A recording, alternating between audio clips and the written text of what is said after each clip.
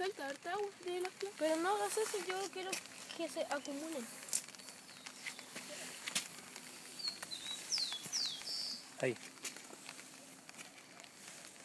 Acumúlalo.